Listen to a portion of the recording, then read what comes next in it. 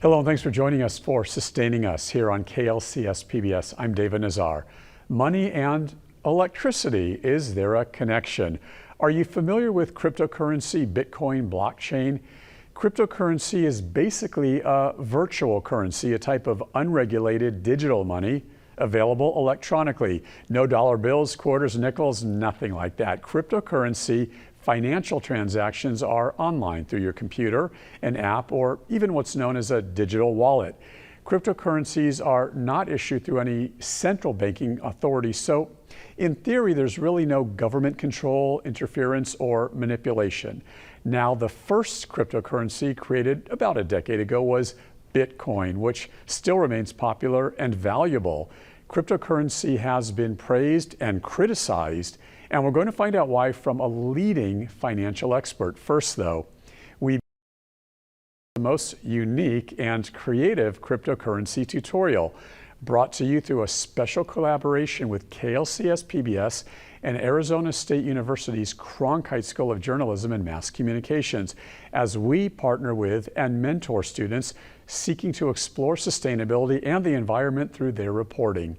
Here is Jenna Miller with Cronkite News. Cryptocurrency. Even the name of it sounds, well, cryptic, right? But a lot of people are super excited about it. We're going to tell you why, but we're also talking about a big problem: the vast amount of energy the system uses. Let's start with Monopoly. So imagine we're all playing a game of Monopoly. In the game, one person is the banker, and the other players have to go through the bank to make transactions. In simple form, this basic setup is the way every major monetary system in the world works. But there's some issues with the system. Because banks and other financial institutions have so much power, they get to skim some money off the top of each transaction. With lots of power centralized in one place, there's lots of opportunities for fraud or theft. So let's say in our game of Monopoly, we don't want to give all this power to the bank, so we get rid of it. Now we need a new system to keep track of our finances, and we decide to try cryptocurrency. There's lots of different types of cryptocurrencies, but let's stick to Bitcoin since that's the most popular one right now.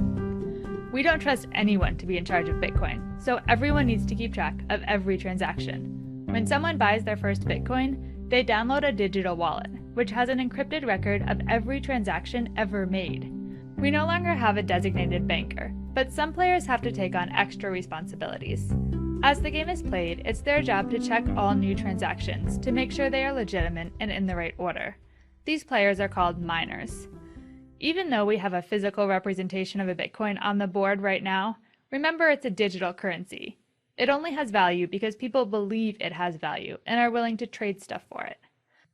So now our game has progressed, and Player 1 wants to buy St. James Place from Player 2.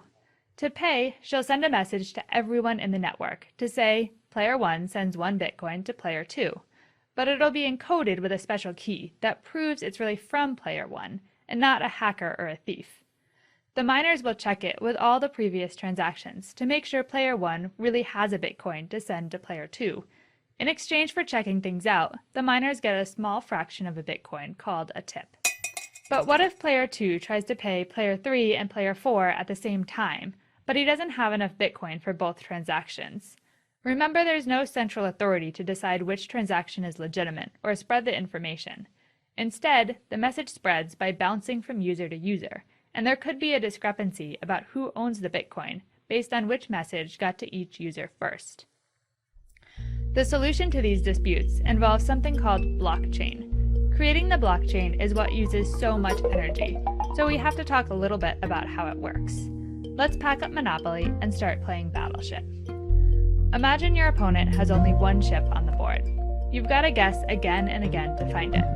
Now imagine that all of your friends are also playing the same game of Battleship, and you're competing to see who can hit the ship first. This is basically what Bitcoin miners are doing, but they use powerful computers to make guesses. The more computing power a miner has, the faster they can go. Whoever guesses the correct answer first gets a big reward. But instead of launching a couple hits on a ship, the computers are guessing multiple answers to a complex math problem called a hash function. The computers have to guess a string of letters and numbers out of millions of combinations. All of that computing takes lots and lots of electricity. But the difficulty and the randomness of the race is important because it makes it nearly impossible to cheat the system. Now, wait, what does all of this have to do with using Bitcoin? Well, these Bitcoin miners are not just solving computer puzzles to get rewards. Remember, this whole thing is about solving disputes about the order of transactions. To explain, let's get out Jenga. So imagine each Jenga piece is a transaction. Miners group the transactions they receive into blocks. Transactions that have already happened are linked in a chain of blocks like this Jenga tower. Like I said before, miners might have different versions of the same block of transactions because of delays in the network. The miners compete using those complicated math problems we talked about earlier to have their block be the next one in the chain. The winning block links to the chain, and the winning miner receives a reward of 12.5 Bitcoin. That's worth about $100,000. Once the blocks are linked, the order can't be changed. If a hacker tries to change one of the previous transactions, everyone in the network will be alerted. The Bitcoin network is set up so that a new block can be added to the chain an average of every 10 minutes. As Bitcoin value rises, more people with more computing power compete to solve the puzzle. The function automatically becomes more and more difficult to solve to maintain the average time. This system is integral to how Bitcoin works, and making the puzzle easier to solve would make the currency easier to attack. But the computing power takes a lot of energy. According to the widely cited Bitcoin website, Digiconomist, each Bitcoin transaction used the same amount of energy that it takes to power 28 American homes for one day. That number is constantly rising. The energy used to power the network for just 1 second could power about 4 average American cars for a week. The entire Bitcoin network uses about the same amount of energy as the country of Switzerland. Cryptocurrency and blockchain supporters say this technology will revolutionize our entire payment system. But to get anywhere close to that future, those who build and use cryptocurrency have to solve their massive energy problem. And joining me now from Switzerland to discuss all of this further is Amit Pradhan. Amit is the president of the Silicon Valley Blockchain Society and an investor in what's known as AI and blockchain space. Amit is also a board member at the Norwegian Refugee Council. Thank you so much for being here, Amit. And I know you have a lot more on your resume. It's my pleasure. Thank you for having me. Thank you. Amit, our student reporter, Jenna Miller, just gave such a great creative overview of cryptocurrency using those examples of the iconic games Monopoly, Battleship, Jenga. Explain in your own words more about cryptocurrency in some of the terms she was talking about in her story, such as Bitcoin, mining, blockchain. Yeah, it was a great video, really well done. So at a very high level, a cryptocurrency is a currency that uses cryptography. It is digital, it is not physical. Bitcoin is, like the US dollar, a store of value. Unlike the US dollar, it is not controlled by a central authority like the Federal Reserve. It is, of course, entirely digital, no physical money changes hands, and it has a limited supply. Only 21 million Bitcoins can be mined, which then comes to that third term, mining. Mining is essentially a function of confirming a transaction by completing a very complex mathematical equation, which ensures that a transaction completes, and the second function of that transaction completing is a Bitcoin gets created. And a part of that Bitcoin is awarded to this miner for the work that they have done in confirming the transaction. The blockchain is the underlying technology that allows for cryptocurrencies to work in the way that they do. And it's called the block and the chain, as was explained in Jenna's video really well. Why, Amit, has cryptocurrency been both praised so much and also criticized so much? Like with most, not just technological innovations, but think of cryptocurrency as a fundamental economic innovation. You always have your pros and your cons. With great power comes great responsibility, and we've seen this with the internet in the past. Not everything on the internet is good, right? And cryptocurrency has had its share of negatives. It's been associated with making just a small bunch of people really wealthy, which is true. It's been associated with illegal transfer of money and being used for illegal transactions. But the positives are massive. They outweigh the negatives significantly. The ability to create currency for communities is a very powerful message. The idea of not having a centralized body decide and control what happens with this currency is very powerful. And truly, the democratization of access, freedom, and money is a very powerful sentiment and tool for the kind of society we want to create for the future. What exactly is the history, I guess you could say, of people creating their own money? Because in reality, this has been going on for decades, possibly even centuries. And certainly while cryptocurrency is a newer type of currency today, correct me if I'm wrong, this idea of money creation, this is not a new phenomenon, Amit. You're absolutely right. And to be precise, 6,000 years ago was when we had the first creation of communities and people creating money. If you go back to the time when England was under attack by Napoleon, the small Channel Islands of Guernsey and Jersey actually issued their own currency to deal with the fact that the British government was near bankruptcy. And it is what kept them out of economic insolvency. And even today, $36 million of local currency are in circulation for a population of just 60,000 people. We saw this during the massive inflation that the German mark, the German currency, had post-World War I, when they printed a lot of money to make reparations to all of the countries. And if it wasn't for the local communities and the local towns creating their own currency so that they could stay solvent and stay operational, inflation would have been so high that they would not have been able to operate. And you see what happened with places like Venezuela. And so in history, communities have created currencies. This is the first time when that currency is truly decentralized, and the use of technology has allowed that to happen, so that you don't just create the next centralized power that came out of the birth of the first one not working properly. So this is not new, and it's really exciting where we're at now. And you mentioned technology. Getting back to something Jenna said in her report, there is the concern certainly about the cryptocurrency taxing the energy grid. Can you elaborate on that a bit? Yeah, the way that the mining works, as I mentioned earlier, the complex mathematical equations that get solved require a lot of compute power. And that means the electricity demand is so incredibly high. You can power 23 American homes with the power required to mine a Bitcoin.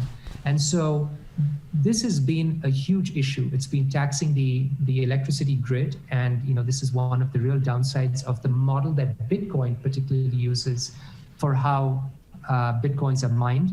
The good news is 18 million out of a finite number of 21 million Bitcoins have already been mined. And so this demand on mining is going to reduce over time, and new mechanisms of proving transactions are coming up that don't require these complex computational calculations, and they will automatically start reducing the pressure on the electric grid, for example. Amit, thank you so much. Stay with us. We're going to get back with you in just a moment after this next report, also from our student colleague, Jenna Miller at Arizona State University's Cronkite School of Journalism and Mass Communications, as she further explores cryptocurrency and the cost benefit. This technology is not just disruptive, but completely transformative in the same way that the internet was. Because when you think about what happened when the cost of transporting information dropped to zero, it just became flows within our lives. And I think the same thing will happen to money. When the cost of transporting money drops to near zero, you won't have a monthly paycheck. You won't have a monthly phone bill.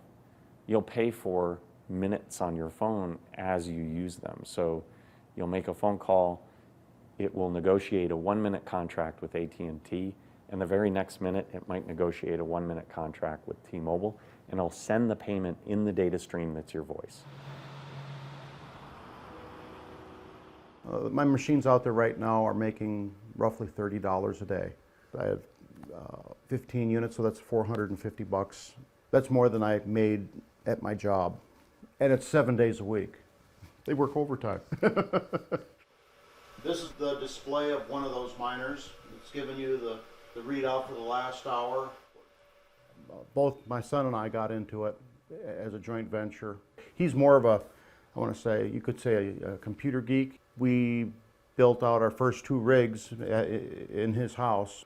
We got them up and running. I was watching it very closely and I was getting rather excited as it went from $15 to 20, 40, 50, 75, 100.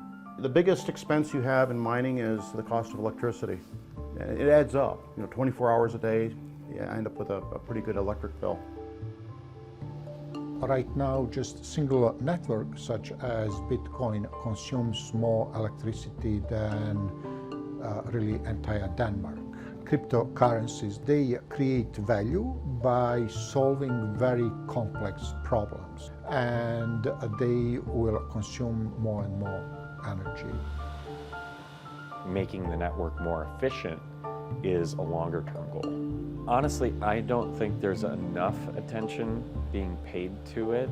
I think that a lot of people are blindly saying more is better, and I think that there needs to be a shift in the way people think about this, because at the end of the day, our environment is impacted, and there's a cost there too. Thanks, Jenna Miller and the Cronkite School of Journalism and Mass Communications for that report. Now, getting back with you, Amit, give me your impression of that retired miner we just heard from in Jenna's report. Yeah, that's an excellent report, and that's such a lovely story, but it's important to understand that that is not the story for everyone. And I would really strongly advocate people don't drop all of their retirement money to go and treat these, rigs of computers to do these complex equations, because it's A, not simple, and B, the returns have been massively reducing by design. 2, we don't want everyone to just start using up a lot of compute and in turn use up a lot of electricity. But at the end of the day, what that story to me really highlights is that Bitcoin and cryptocurrencies have created the opportunity for people to become entrepreneurs. It's created this opportunity for people to find things that they can do to add value into this whole ecosystem, and thereby create a revenue stream for them, like that retired miner, which is an excellent story. But again, I say, look at it with caution. Could you detail for folks why, in your opinion, cryptocurrency is a sustainability issue, whether it's economic sustainability or environmental sustainability? Yeah, it's a very good question. The environmental sustainability issue comes in 2 parts. You have what we just discussed, which is this, a lot of pressure on the electrical grid because of the amount of compute power that's required, and that's starting to change, and that'll go away. The second is there's a lot of solutions using the blockchain and these cryptocurrencies to make both the electric grid as well as the green energy grid not only more powerful and better utilized, but also allowing individuals to start participating in how they can earn money from being able to create green energy. And the blockchain especially has proven with a bunch of projects to be an incredible tool for that. So there's 2 aspects on the sustainability side. On the economic sustainability side, the fact that in so many countries around the world, so many currencies facing the challenges that they are, the fact that talented young people can now step in and find a way to take control in some way of their economic futures because they can get involved in the world of cryptocurrency is such a powerful, powerful tool. And I think from a long-term economic sustainability perspective, this is wonderful for societies going forward. What has happened going forward since Bitcoin was created about 10 years ago, Amit? It's been an amazing evolution. So from the time that the first wallet was created where a Bitcoin could be stored, there are now 50 million blockchain wallets just at the end of June 2020. We've come a very long way. It is starting to become mainstream. We've seen incredible advancements in the underlying technology that powers cryptocurrencies. We've seen a lot of investments in the world of blockchain from investors, both retail as well as institutional. And it's allowed for the technology to evolve really rapidly. Performance, security, speed of transactions, ease of use. We're now starting to see the next wave, which is, not just for people like myself involved in the blockchain world, but how does, the average retiree in Florida or the farmer in Uganda benefit from and get to use in the simplest form these society-changing currencies and the underlying technology. We've seen governments start to get involved. The governments of Estonia and Dubai in the UAE are using the blockchain to manage a lot of incredible services for their citizenry, including driver's licenses, applications for passports, land and title, other identity for people to be banked. And so we've seen a really interesting evolution. It's accelerating very quickly, as often happens with the adoption cycles of most technology. And we're starting to see sovereign nations create their own cryptocurrency. China is a great example. They've created and launched what is known as the China digital currency, which is a digital crypto version of their fiat currency. So we have come a very long way in the last 10 years since Satoshi's white paper on Bitcoin. And you did begin to talk about this. Talk a bit more about, I guess you could say, what industries, what segments of society, which people are reaping the rewards of blockchain the most? Yeah, and once you transition from the initial investors who by natural cadence reap the early rewards, we're starting to see the use of blockchain when it comes to things like identity and provenance. By design, it's the perfect way to show identity. I'll give you a very quick example. For refugees who come to refugee camps without any passports or any form of identity, being able to give them this digital decentralized identity, which they can carry with them anywhere they go, regardless of whether the refugee camp that issued that identity continues to exist or not, is so powerful going forward. It's the same thing with supply chains. And we talked about the e-government concept earlier. We're starting to see these services being delivered not just to the wealthy, but to the vulnerable in society as well. And that really is a hallmark of the right use of technology, when it doesn't just benefit the people who it most naturally gravitates towards, the people with the money and the means, but the people who are the average common citizenry, and even oftentimes the most vulnerable. So it is starting to benefit these people. And if I look at the trajectory over the next 10 years, we're going to see the blockchain be more a tool for good than a tool for the wealthy. Perfect answer for my final question then. What is going on now with cryptocurrency and blockchain that we don't know about? In other words, who's creating the future of this industry now?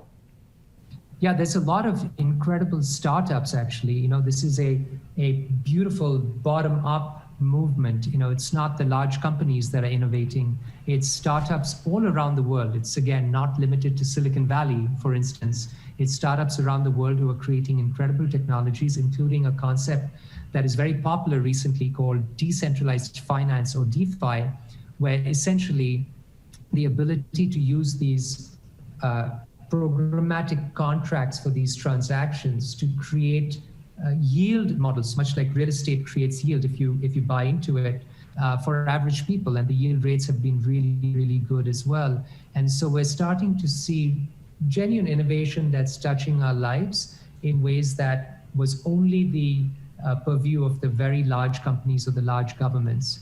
And finally, I'd say this, that this is not just a technology. This is fundamentally a new economic system and economic model, one that truly has the bones to deliver on a global society that is of, by, and for the people. Amit Pradhan, thank you so much for being here and explaining more about cryptocurrency and certainly the relation to sustainability.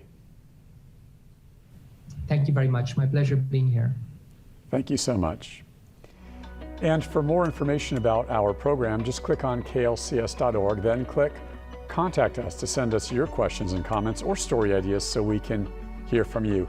Thank you so much for joining us for this edition of Sustaining Us here on KLCS PBS. I'm David Nazar.